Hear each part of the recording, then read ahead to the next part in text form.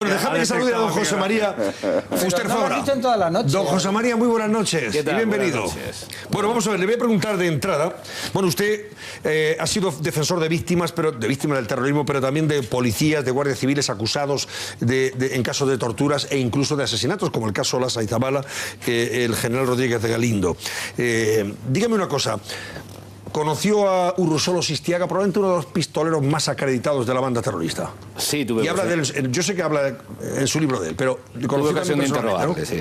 Urrusolo Sistiaga fue miembro del Comando Barcelona y tuve ocasión de interrogarle, sí. ¿Por qué le condenaron a Urrusolo Sistiaga cuando usted le interrogó? Por múltiples asesinatos. Urrusolo es un personaje dentro del mundo de ETA un tanto atípico. Yo creo que es quizás, si se puede calibrar de esta manera, el terrorista más inteligente que ha tenido ETA, un hombre incluso enfrentado en su momento con la banda, con un punto de rebeldía, y bueno, lo que no priva que evidentemente fuera un terrorista absolutamente sanguinario. ¿Es probablemente el más sanguinario, el terrorista o pistolero más peligroso que ha tenido la banda, o uno de los más peligrosos? Yo diría que el más inteligente.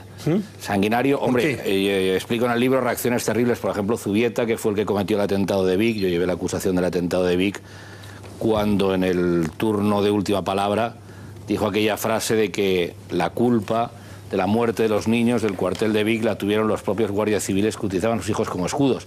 Porque los abogados de las acusaciones, una de las cosas que nos preocupamos fue de demostrar que efectivamente los terroristas tenían que ver forzosamente a los niños que estaban jugando en la casa cuartel de Vic antes de meter el coche bomba.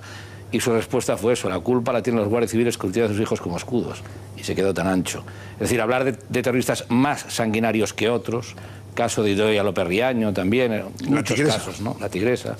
Es muy difícil establecer una jerarquía de quién es más y quién es ¿Qué sentía usted cuando se enfrentaba a ellos en la Audiencia Nacional, cuando tenía que interrogarlos? Hombre, yo creo que el principal síntoma de que la sociedad democrática ha conseguido vencer al terrorismo es que en los juicios que yo intervenía al principio, cuando empecé a meterme en estas cosas... ¿En qué año, abogado? ¿En qué año? El primer juicio que hice fue el atentado de Vic, cometido en el año 91, juicio en el año 93.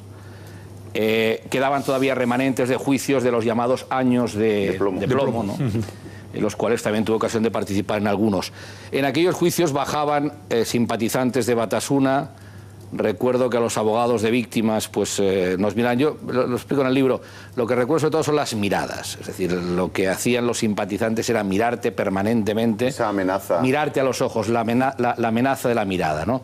En ocasiones algunos excedían, llegaban a poner las manos de una determinada forma y se creaba un ambiente terrible. Explico, por ejemplo, en el juicio del atentado del comandante Anguera, que el soldado, que es un chico que además es curioso porque apenas hablaba castellano, era un chico catalán de la Cataluña profunda, ese chico cuando mataron al comandante Anguera, salió el chico, que era un soldado de reemplazo, pistola en mano a enfrentarse a los terroristas y le pegaron 2 tiros.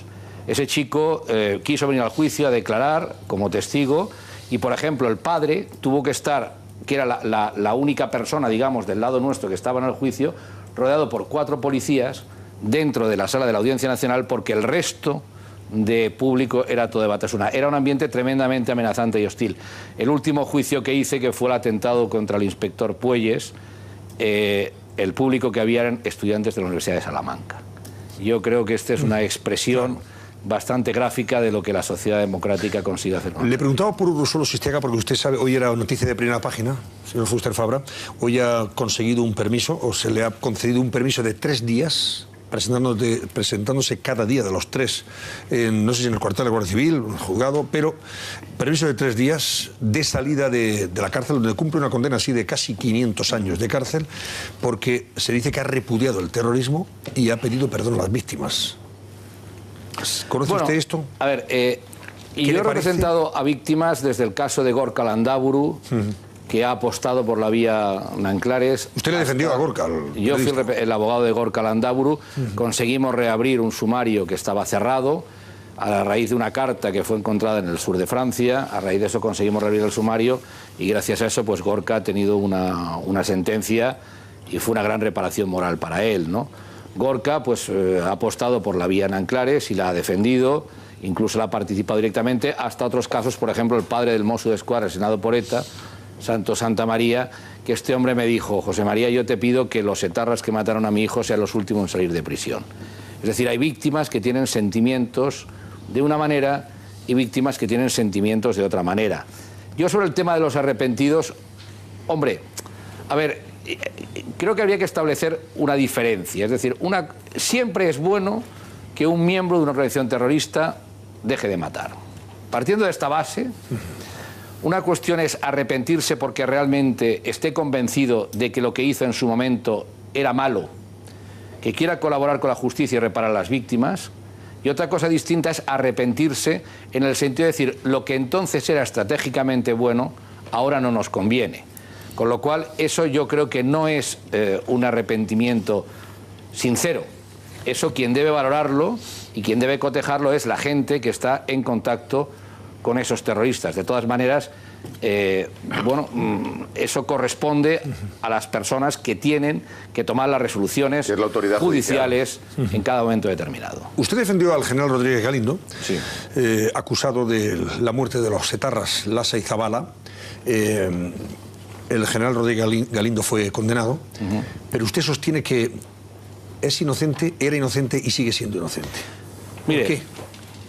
Le voy a dar 3 pinceladas. La primera, el general Rodríguez Galindo es un hombre profundamente creyente.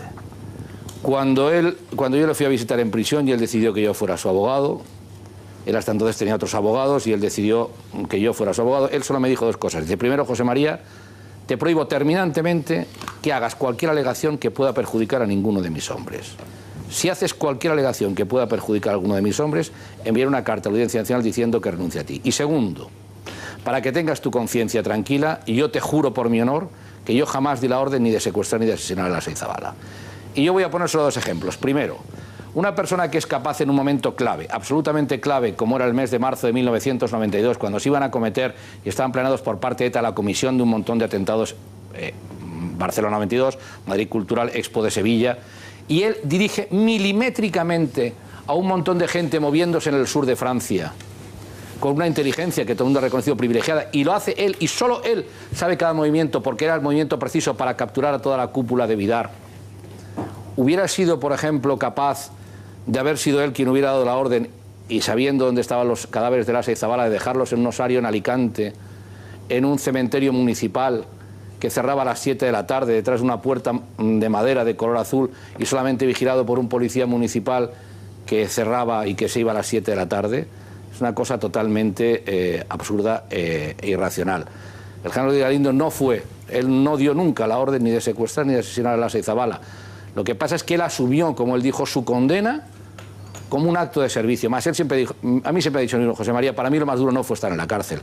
Para mí lo más duro fue tener que explicar a 70 viudas que su marido había sido asesinado ese día o al día siguiente. O tener solo que explicar a los 200 niños de Inchaurrondo, que quedaron viudos. Hay que tener en cuenta que en Inchaurrondo murieron casi 100 guardias civiles. Hay unidades militares que no han tenido partes de guerra superiores a estos números. Desgraciadamente, esto ya no lo recuerda nadie. Este libro, y sé que ha habido gente que me lo ha criticado, pero es un homenaje. Para mí, en esta historia solamente han habido buenos y malos. Los buenos han sido los miembros de los cuerpos y fuerzas de seguridad del Estado, a los que he defendido. He defendido también policías y guardias civiles en el País Vasco, he defendido Mossos de Escuadra, y los malos han sido ETA y sus cómplices. A un lado estaban las víctimas y los policías y guardias civiles, y al otro lado los etarras. El resto son análisis periodísticos, políticos, que a mí no me corresponde hacer. Le va a preguntar sobre el caso Faisán Ángel. Sí, no, quería preguntarle su opinión.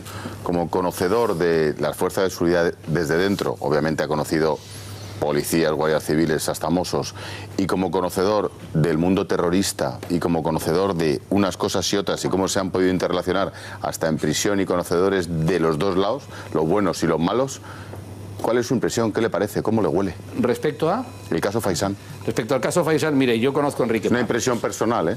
Conozco a Enrique Pamies y los abogados de Enrique Pamies. Enrique Pamies lleva en el País Vasco desde el año 1981. ¿Es usted abogado de Enrique Pamies? Sí.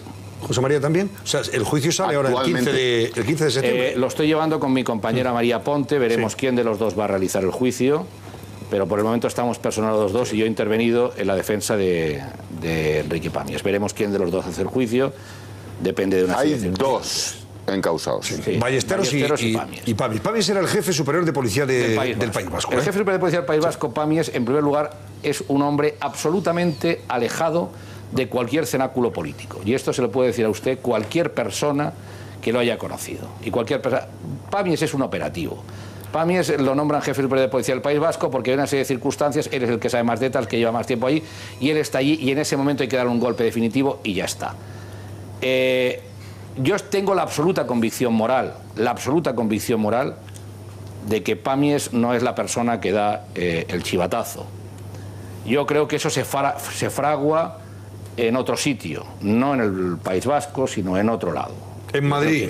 Pues en Madrid. Bueno, y Madrid. No sé si el ministro del Interior o la Moncloa, pero podría en también, definitiva, ¿no? ahora, al final de esto va a ser exactamente lo mismo. Al final van a ser acusados dos policías por el tema del Faisán, y Enrique Pàmies, el policía en activo que más daño ha hecho a ETA, va a ser acusado de colaborar con banda armada. A mí esto me recuerda cuando tuve que defender al Lobo de identidad falsa. Ahora hablamos del Lobo, pero me interesa una cosa, señor Fuster Fabra.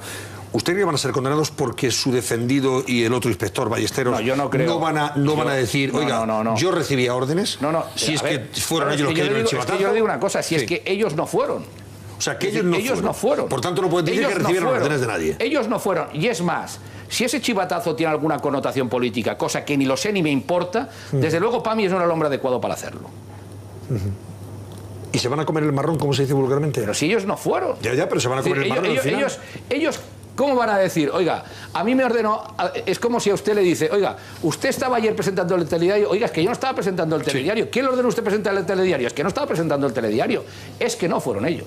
Entonces, claro, el problema que hay es ese. Eso fue fruto de un cúmulo de circunstancias, de cosas que pasan en este país y que al final, pues es igual. El recorrido de todo siempre es el mismo. Acaban pagando el pato quien los funcionarios. ¿Y desgraciadamente van a pagar ellos el pato? Yo espero que no. Es decir, yo creo que en el juicio se va a demostrar la inocencia. Espero que en el juicio se demuestre eso. Hay muchos huecos, hay muchas laguras en lo que es propiamente la investigación. La instrucción en sí misma concebida, es decir, la instrucción no es más que una acumulación de pruebas. Las pruebas tienen que verterse en un juicio oral y entonces ver si son suficientes o no para condenar.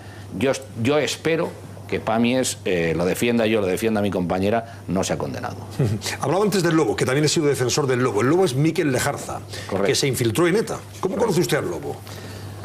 De una manera muy curiosa. El Lobo estaba trabajando en Barcelona en La Vanguardia y entonces, bueno, yo tenía un amigo y un día me dice, oye, yo había llevado al juicio el atentado de Vic y estaba vinculado a víctimas. Y me dice, tengo un amigo que te quiere conocer y tal. Entonces recuerdo que me invita a hacer un restaurante que había en Barcelona que se llama La Dorada. Y bueno, y esa persona pues me empieza a hablar y, oye, lo que haces tú por las víctimas está muy bien, tal y cual. Y al terminar el postre, recuerdo que me dice, oye, ¿tú has oído hablar del Lobo? Digo, hombre, sí. Y me dice, es que yo soy el Lobo. Digo, hombre, no sé, claro, cuando uno lleva determinados casos... inmediatamente a mirar abajo la mesa, en el florero, en la servilleta... A uno en la vida le pasan cosas extrañas, ¿no? Cuando está en este tipo de temas, te parece gente muy iluminada. No está mal. Digo, sí, bueno, muy bien. Hombre, es verdad que por lo que él hablaba, veías que era una persona que le había tocado, que sabía, que conocía, tal y cual, ¿no? Y luego tuvimos una segunda entrevista, yo le defendí en el caso de las llamadas escuchas de La Vanguardia, ese es el caso público en el que lo conocí, luego he tenido algunas otras intervenciones con él que no viene. Exacto. ¿Qué tiempo estuvo infiltrado en ETA el Lobo? Bueno, la Operación Lobo se fragua a partir del año 73-74 y el golpe definitivo, el golpe que asenta a ETA político-militar, pasa un año y pico después. Lo que pasa es que, claro, lo importante no es tanto el tiempo que esté infiltrado el Lobo, sino lo que significa ese golpe. Es decir, Lobo es el único caso que se conozca de los servicios secretos occidentales que consiguen que un miembro de un servicio secreto llegue a la cúpula de una organización terrorista. Lobo llega a la cúpula de ETA político-militar, le asesta un golpe mortal a ETA político-militar, que entonces era la fuerte. Se detiene esa cúpula gracias al Lobo, vamos. Y entonces ya ETA político-militar va en decadencia hasta el final, que se pacta con Vandrés en el año 81, y entonces lo que sucede es que después de la amnistía y parte de la gente de ETA político-militar pasa a engrosar ETA militar, que es la ETA que nosotros recordamos de los últimos tiempos, la ETA terrible de los años 80. Y conoce otro infiltrado, ¿no?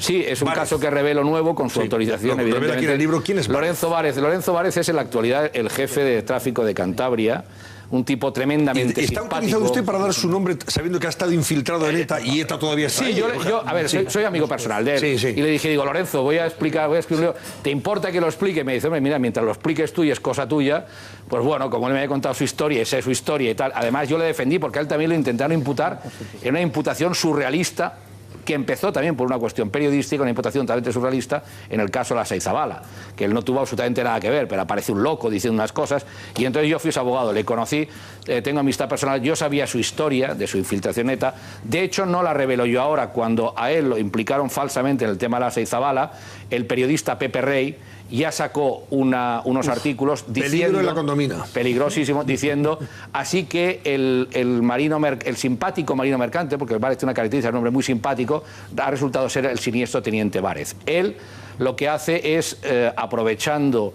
él, en la época que pasaban los guardias civiles a Francia, entraban en Francia, él está en la detención de unos etarras, se lleva, sin que lo vea la gendarmería, una agenda, en esa agenda aparece el nombre de un tal Chus, incluso una carta del tal Chus, hacen seguimientos, intervienen teléfonos, localizan al tal Chus, lo paran en un control rutinario, le empiezan a hacer preguntas hasta que consiguen que el tal Chus escriba algo, el tal Chus lo escribe, lo cotejan con la pericia caligráfica y resulta que ese Chus es efectivamente quien pensaba que era y era el responsable de pasar armas al sur de Francia. Entonces, la infiltración, que es una historia curiosa y hasta divertida, se fragua en la Feria de Sevilla. No me diga. Porque el tal Chus se va a la Feria de Sevilla con unos amigos, con un autobús lleno de abertzales, y Várez se mete con ellos en la Feria de Sevilla, se va con ellos, y se produce un incidente curiosísimo, y es que los abertzales se meten en una caseta de gitanos y empiezan a cantar delante de la comunidad gitana unas canciones, el vals de Carrero, y Carrero voló y no sé qué. Y todos los gitanos se enfadan. Y son los gitanos que llaman a la Guardia Civil. Y llega la Guardia Civil y al primer supuesto abertzale que encuentran es precisamente a Várez. Y entonces Várez le da un empujón a cada Guardia Civil compañero suyo y entonces, claro, se convierte en un ídolo para los abertzales. Y al final acaban capturando a Chus y gran parte del aparato de pase de armas de ETA. La infiltración de Várez, él se inventa una profesión de marino mercante que le permite aparecer y desaparecer, ¿no? Bueno, no se vaya todavía, señor Fuster Fabra, porque vamos a hacer un par de preguntas más después. Repasaremos la prensa, las portadas de mañana, que ya las tenemos por aquí, y comentaremos algunos de los titulares de esa portada, pero tendremos que antes hacer esta pequeñísima pausa publicitaria. Volvemos en apenas 3 minutos. Hasta ahora mismo.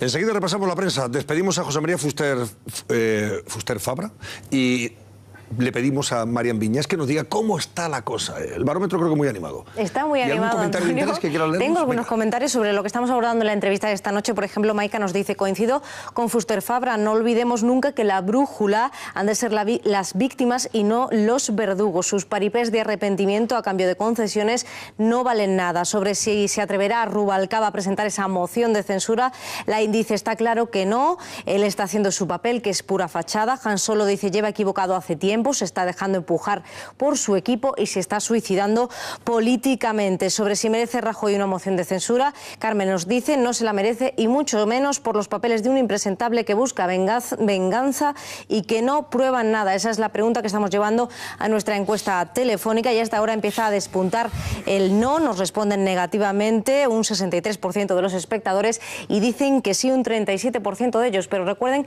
que sigue abierto y que pueden seguir votando algunos minutos más. Por supuesto que sí. Bueno, seguimos rápidamente con José María Fuster Fabra a propósito de su libro En toga de abogado, un abogado que se enfrentó al terrorismo. Una cosa más, José María, ¿cree que ETA puede volver? Porque ETA no se ha disuelto, ETA no ha entregado las armas. A ver, la ETA que nosotros conocimos, es decir, estructurada, jerarquizada, con medios, con recursos, infiltrada en las instituciones, etcétera, etcétera, yo creo que esa ETA, afortunadamente, está derrotada. Otra cosa es que pueda haber una escisión, que pueda haber algún grupo minoritario, que pueda llegar a tener algún apoyo y que se vaya convirtiendo en un grupo marginal, pero cuidado, grupo marginal que pueda hacer daño. Ahora, la ETA que nosotros conocimos, yo creo que afortunadamente ya no va a volver. ¿Y el terrorismo yihadista, islamista, yo creo que este es el gran peligro del futuro. Hay que empezar usted que en España... No. Sí, bueno, del futuro. Claro, yo aquí explico dos casos. Yo estuve en el juicio del 11M y fui el abogado también en la operación Cantata, que era el intento de poner una bomba en el metro de Barcelona. Claro, el terrorismo islamista es mucho más difícil de combatir. porque va desde organizaciones internacionales muy estructuradas como Al-Qaeda hasta el último fenómeno que ha aparecido, que son los lobos solitarios de Londres. Hay que pensar, por ejemplo, que el terrorismo islamista a veces funciona solamente por referentes y por objetivos. Si un grupo de personas se ponen de acuerdo en decir nuestro referente es, por ejemplo, cuando vivía Bin Laden, y Bin Laden dice hay que atacar Barcelona o hay que atacar Murcia por un motivo determinado, esas células pueden autoorganizarse, coordinarse entre sí y cometer un atentado que ya es un atentado yihadista, con lo cual es mucho más difícil conseguir información. De todas maneras, quiero decir una cosa. Afortunadamente la policía, la Guardia Civil Española, los miembros de los cuerpos de seguridad españoles en general, yo creo y están considerados de los más preparados del mundo para combatir el terrorismo. Y desgraciadamente la experiencia etarra, aun cuando tiene muchas variantes, ha permitido que España sea un país a nivel de información y a nivel de cuerpos policiales combatiendo el terrorismo absolutamente puntero.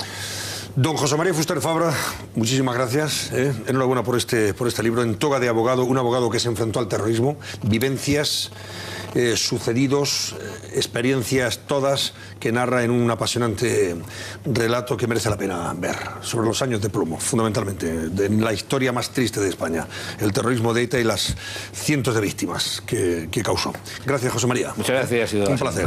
El más sanguinario, el terrorista o pistolero más peligroso que ha tenido la banda, o uno de los más peligrosos. Yo diría que el más inteligente. Sanguinario, hombre, explico en el libro Reacciones terribles, por ejemplo, Zubieta, que fue el que cometió el atentado de Vic. Yo llevé la acusación del atentado de Vic cuando en el turno de última palabra dijo aquella frase de que la culpa de la muerte de los niños del cuartel de Vic la tuvieron los propios guardias civiles que utilizaban a sus hijos como escudos. Porque los abogados de las acusaciones, una de las cosas que nos preocupamos fue de demostrar que efectivamente los terroristas... Bueno, déjame que salude a don José María Fuster Fabra. Don José María, muy buenas noches y bienvenido. Bueno, vamos a ver, le voy a preguntar de entrada. Bueno, usted ha sido defensor de víctimas del terrorismo, pero también de policías, de guardias civiles acusados en casos de torturas e incluso de asesinatos, como el caso Lasa y Zabala, el general Rodríguez de Galindo. Dígame una cosa. Conoció a Urruzuno Sistiaga, probablemente uno de los pistoleros más acreditados de la banda terrorista. Sí, tuve ocasión. Yo sé que habla en su libro de él, pero tuve ocasión de interrogarle. ¿No? Sí, estas tenían que ver forzosamente a los niños que estaban jugando en la casa cuartel de Vic antes de meter el coche bomba. Y su respuesta fue eso: la culpa la tienen los guardias civiles que utilizan a sus hijos como escudos. Y se quedó tan ancho. Es decir, hablar de terroristas más sanguinarios que otros, caso de Idoia López Riaño también, muchos casos, ¿no? La Tigresa. Es muy difícil establecer una jerarquía de quién es más y quién es ¿Qué sentía usted cuando se enfrentaba a ellos en la Audiencia Nacional, cuando tenía que interrogarlos? Hombre, yo creo que el principal síntoma de que la sociedad democrática ha conseguido vencer al terrorismo es que en los juicios que yo intervenía al principio, cuando empecé a meterme en estas cosas... ¿En qué año, abogado? ¿En qué año? El primer juicio que hice fue el atentado de Vic, cometido en el año 91, juicio en el año 93. Quedaban todavía remanentes de juicios de los llamados años de plomo, ¿no? En los cuales también tuve ocasión de participar en algunos. En aquellos juicios bajaban simpatizantes de Batasuna. Recuerdo que a los abogados de víctimas pues nos miran. Urruzuno Sistiaga fue miembro del Comando Barcelona y tuve ocasión de interrogarles. ¿Por qué le condenaron a Urruzuno Sistiaga cuando usted le interrogó? Por múltiples asesinatos. Urruzuno es un personaje dentro del mundo de ETA un tanto atípico. Yo creo que es quizás, si se puede calibrar de esta manera, el terrorista más inteligente que ha tenido ETA. Un hombre incluso enfrentado en su momento con la banda, con un punto de rebeldía.